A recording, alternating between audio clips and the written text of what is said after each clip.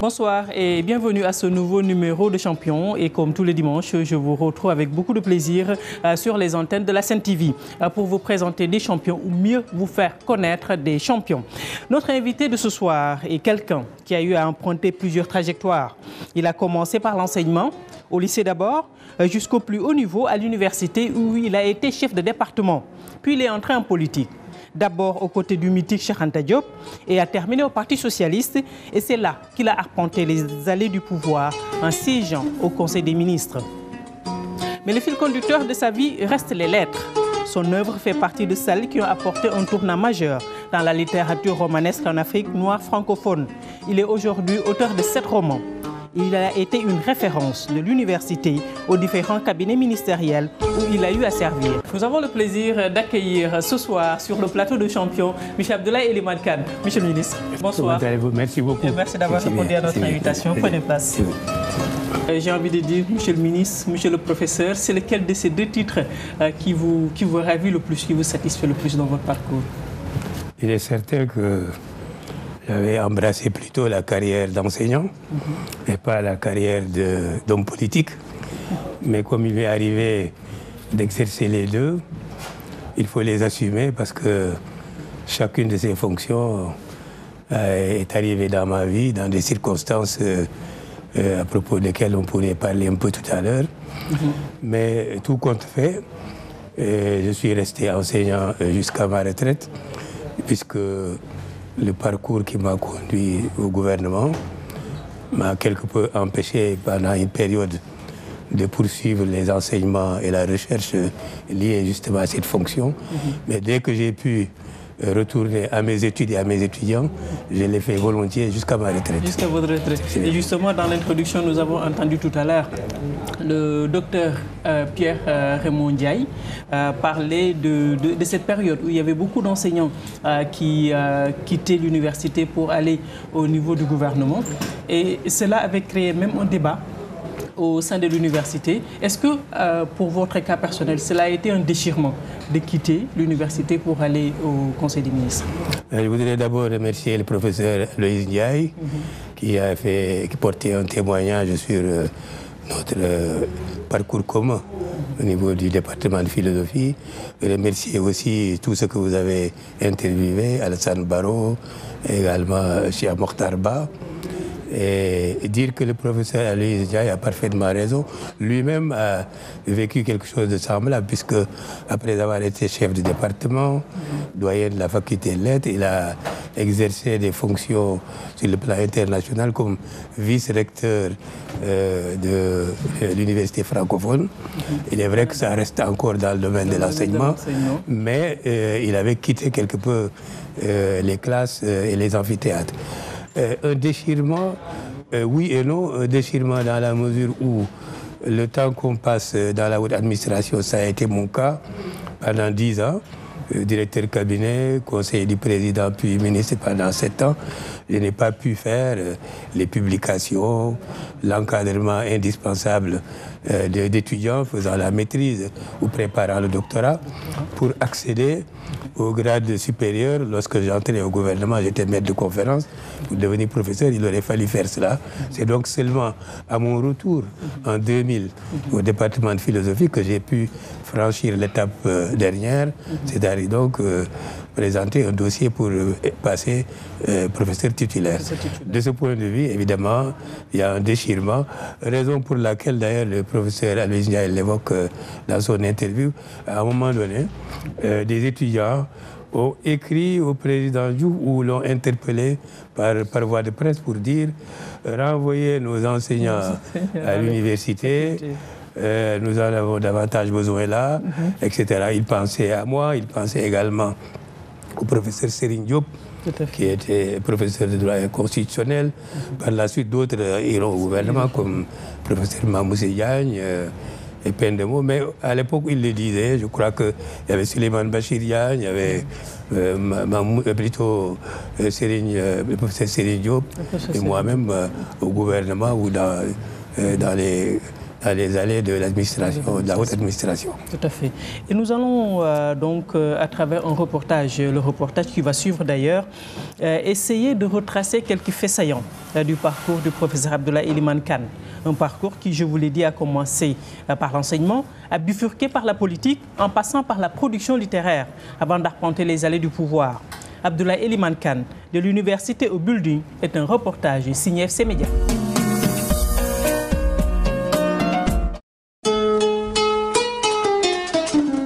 C'est un personnage un peu énigmatique. Énigmatique, l'homme peut être qualifié ainsi. Homme à multiples dimensions, mais quelque part complémentaires, Abdoulaye Elimane Kane peut se raconter sous plusieurs versions. Homme de lettres, auteur de plusieurs ouvrages, philosophe, enseignant, politique avec plusieurs trajectoires allant du RND originel avec son fondateur Cheikh Anta Diop, dont il a été proche, au Parti socialiste dont il est devenu l'un des sages, mais aussi syndicaliste et ministre de la République. Pourtant, l'image de l'homme renvoie à une posture calme, sans vague, qui trompe selon Thierno Alassane Barrow, qui a été son collaborateur durant 7 ans dans les différents départements ministériels qu'il a occupés. Quand j'ai commencé à travailler avec lui, l'idée qu'on se faisait Elimane Kane, c'était un philosophe. Donc on s'est dit que bon, les philosophes, c'est des doux rêveurs. Mais sur le plan professionnel, c'est quelqu'un qui était pragmatique, qui vraiment poussait les gens à trouver la solution. De ce point de vue-là, il était d'une rigueur vraiment implacable. Abdoulaye Elimane Kane est considéré comme étant l'un des meilleurs ministres de la culture que le Sénégal a eu à connaître. Quelques-unes de ses initiatives dans le domaine sont encore visibles, comme le Village des Arts, dont le responsable de la galerie Idrissa Diallo revient sur la création de cet espace exclusivement dédié aux artistes. En tant que ministre de la Culture, que le Village des Arts a été octroyé à la communauté artistique donc en 1998. Donc je pense que ça, la communauté artistique ne peut pas avoir autre chose mieux qu'en fait qu'un Village des Arts. Je pense que dans le monde, si on regarde, je pense que c'est la seule expérience ici au Sénégal d'avoir un espace comme ça. En tout cas, il n'y en a pas beaucoup. D'avoir une communauté artistique de 50 artistes avec une galerie et tout ce qu'il y a comme espace qui accompagne ce Village des Arts-là. Abdoulaye Elimane Kane, c'est aussi l'homme humble, disponible, pour qui une charge ministérielle ou enseignante ne peut être synonyme de supériorité sur les autres. Une grande proximité en fait avec les artistes, comme ce fut toujours un plaisir pour nous quand même, à chaque fois de l'avoir comme visiteur. Au-delà du fait qu'il soit ministre de la Culture, il venait régulièrement, il lui arrivait un dimanche matin de débarquer ici tout seul et de conduire sa voiture, d'être là avec nous, d'échanger. À un moment, on se dit, mais monsieur le ministre, il faut qu'on vous donne un atelier ici. Bon, voilà, et ça a rigolé. Je pense que quand même, c'est de beaux moments qu'on a eu à partager avec lui. Quand même. Quand je l'ai aperçu avec les étudiants, avec nos propres étudiants à nous, je l'ai trouvé en train de discuter avec eux ici, comme si c'était un individu lambda qui est passé au département de philo. Ça m'a tellement frappé. Je suis venu leur dire, écoutez, vous êtes avec en Wolof votre grand-père. Oui, votre grand-père dans la pensée. Pourquoi? Parce que uniquement lui, c'est un maître, c'est un père à moi dans ce domaine.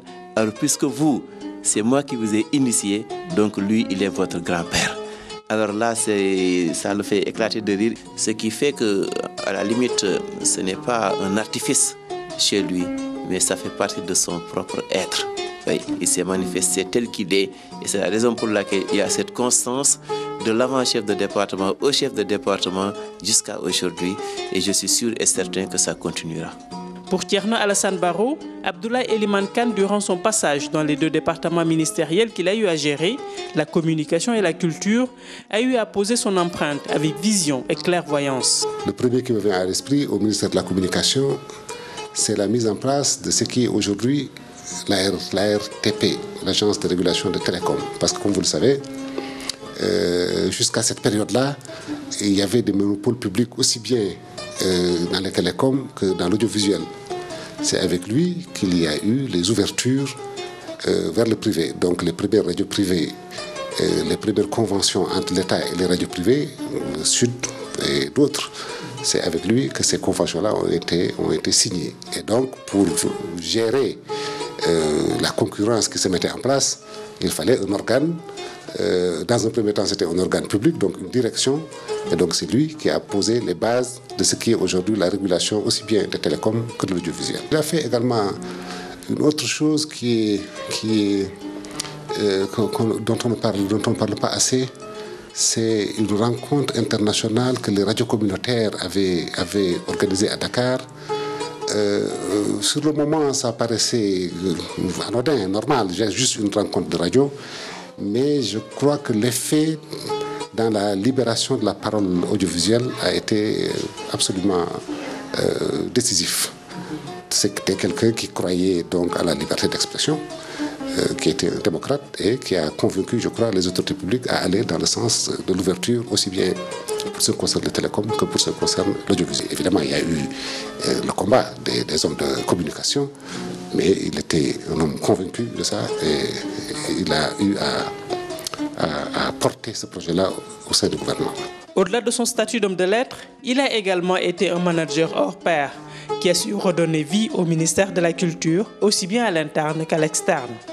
Quand je suis arrivé, j'ai vu des agents un peu moins motivés. Mais je crois qu'il a su insuffler un dynamisme dans le ministère.